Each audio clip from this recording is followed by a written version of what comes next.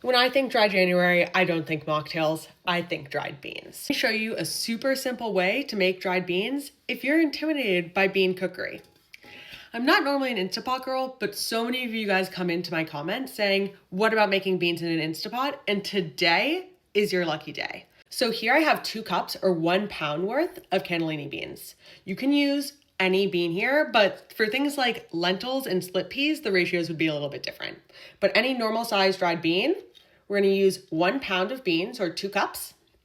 You're gonna wanna give them just a quick rinse to rinse off any debris, but then they don't even need to be soaked. And I'm gonna pour those into my Instant Pot.